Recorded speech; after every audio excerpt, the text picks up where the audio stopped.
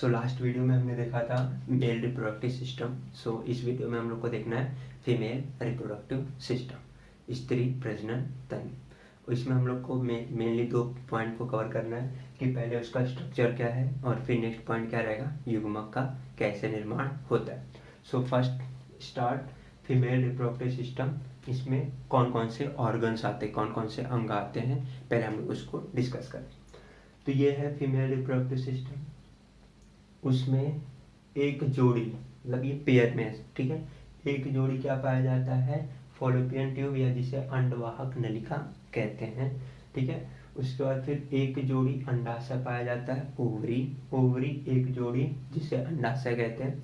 फिर गर्भाशय सिंगल होता है, एक गर्भाशय होता है और एक योनि होता है। तो कितने मेन पार्ट कितने हैं, 4 फीमेल रिप्रोडक्टिव सिस्टम। अब हम लोग सबको एक एक थोड़ा डिटेल में देखते हैं।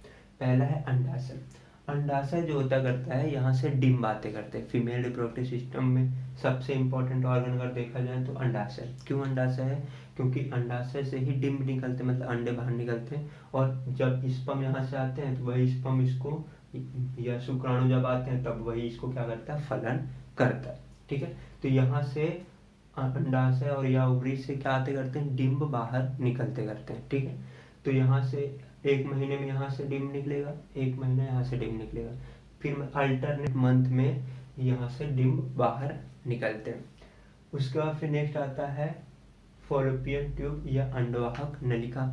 अंडवाहक जो नलिका होती है ये पतली सी नली होती करती है, यहाँ पे पतली होती करती है और यहाँ पे थोड़ी सी मोटी होती करती है। और उसका जो एंड पार्ट है, जो उसका एंड पार्ट है उसे फिम्ब्री कहते हैं। क्या कहते हैं, फिम्ब्री, जिसे वायु कोष्ठिका भी कहते हैं, ठीक है। अब यहाँ पे क्या है कि जब इसका छोटा सा छिद्र होता करता है, ये इनके जो मिडल में ना एक छोटे छोटे छिद्र होते करते हैं, इसे एंट्रम कहते करते हैं, ठीक। यहाँ पे कैविटी होती करती है। इस कैविटी की वजह से क्या होता है कि जब यहाँ पे डिम्ब, अंडा से जब डिम्ब छोड़ेगा तो वो कैविटी के अंदर से वो डिम्ब क्या हो जाएगा, अंदर चला जाएगा छिद्र के कारण। अंदर जाके फिर कहाँ पे, समझ लो कि यहाँ से इसने छोड़ा ये, ठीक है। तो ये वाला यहाँ पे आ जाएगा। फिर क्यों, क्योंकि यहाँ पे क्या है, कैविटी है, छिद्र है, तो इसकी वजह से इस छिद्र की वजह से यहाँ पे आ जाएगा, फिर ये आगे आगे बढ़े। तो ये हो गया हमारा फॉलोपियन ट्यूब। इसके 4 पार्ट हैं, एक यहाँ पे 1 2 3 4, ऐसे 4 पार्ट में डिवाइड किया गया।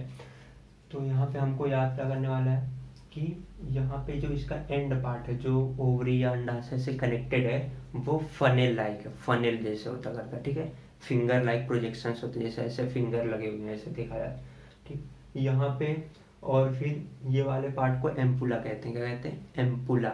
एम्पुला यहाँ पे ही एक्चुअली फर्टिलाइजेशन होता है, जो फलन होता है ना, यहाँ से शुक्राणु आएंगे, यहाँ से अंडकोश, अंडाशय से डिम्ब आएंगे, यही डिम्ब यहाँ पे आकर के क्या करेंगे, फलन करेंगे। उसके बाद फिर ये जो फॉलोपियन ट्यूब या अंडाशय वाहक नलिका, इसमें सिलिया होते हैं। क्या होते हैं, सिलिया, जिसे हेयर लाइक प्रोजेक्शंस बोलते करते हैं, बाल होते करते हैं, ठीक है। तो यहाँ पे सिलिया होंगे। ये सिलिया का क्या काम है कि ये जो डिम्ब या फिर जब यहाँ पे स्पर्म आकर के इसको बना लेगा, जो युग्माणु बनेगा, वो युग्माणु को इधर पर यूट्रस की तरफ, गर्भाशय की तरफ धकेलने का काम करता है। तो ये याद रखना, यहाँ पे बाल, हेयर लाइक प्रोजेक्शंस होते हैं जिसे सिलिया कहते हैं, ये रहता है। फिर नेक्स्ट देखते हैं यूट्रस। यूट्रस सबसे मेन पार्ट होता है, बड़ा सा पार्ट होता करता है यूट्रस।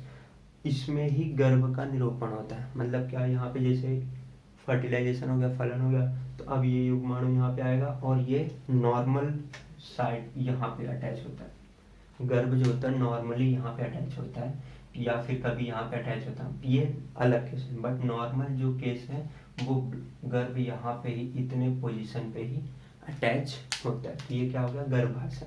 इसी की वृद्धि होती, गर्भाशय इलास्टिक होता करता है क्योंकि इसी की वृद्धि होकर के बड़ा बनता है।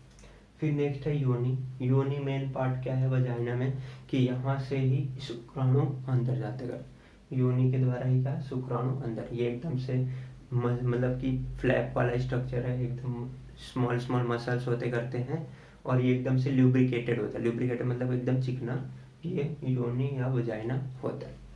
अब इसको कौन मेंटेन करके रखता है, मतलब क्या इसमें नाम, आर्द्रता या नम्रता कौन मेंटेन करके रखता है, बार्थोलिन ग्लैंड्स। क्या, बार्थोलिन ग्लैंड्स। ये ग्रंथि ये कहाँ होती करती हैं, ये जो लेबिया मेजोरा, लेबिया माइनोरा जो रहते रहते तो माइनोरा के पास ये बार्थोलिन ग्लैंड्स होते करते योनि के अंदर। तो ये क्या करते हैं कि ये सिक्रीशन करते हैं, ये क्या करते हैं सिक्रीशन करते हैं। यही सिक्रीशन की वजह से क्या होता है कि ये लुब्रिकेटेड रहता है, मतलब क्या यहाँ पे पानी का सिक्रीशन थोड़ा थोड़ा रहता है, मतलब नमी रहती है।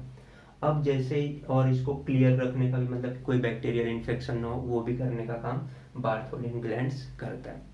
अब बार्थोलिन ग्लैंड्स जोड़ी में होते हैं, और ये चीज़ हमने वहाँ पे देखा था मेल रिप्रोडक्टिव सिस्टम में क्या था, काउपर्स ग्रंथि।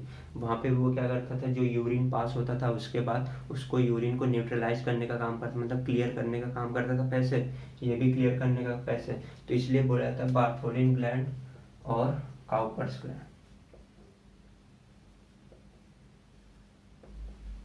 बार्थोलिन ग्रंथि और काउपर ग्रंथि ये दोनों, मतलब कि अगर बोला है कि फीमेल में बार्थोलिन ग्लैंड है तो मेल में क्या है काउपर्स ग्रंथि, मतलब एक दूसरे के सिमिलरिटी है।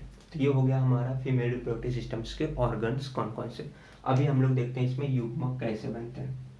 नेक्स्ट पॉइंट, युग्मक कैसे बनते हैं। पहला, युग्मक यहाँ पे जन्म से पहले ही पूरे बन जाते हैं, मतलब क्या जो अंड कोशिकाएं होती हैं वो जन्म से पहले ही बन जाते हैं। और मेल्स में क्या होता करता है, जब यौन अवस्था आती है 12-13 साल में होती है तब जाके वहाँ पे शुक्राणुओं का निर्माण होता है और लाइफ टाइम तक होता है। लेकिन यहाँ पे युग्मक का निर्माण कब होता है, जन्म से पहले, ठीक है। बस वो निकलते कब है, 12 से 13 साल के बीच में वो क्या होते करते हैं, निकलते करते हैं।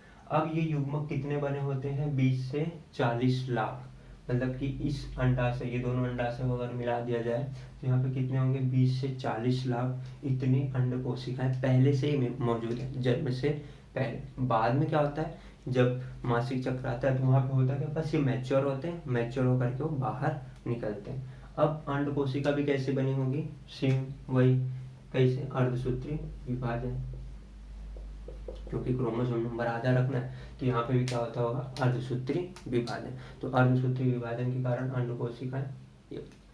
अभी फिर अंड कोशिकाओं से अंड कोशिका कब निकलती है, जो अंडाशय से अंड कोशिका कब बाहर निकलती है, जब मासिक चक्र आता है।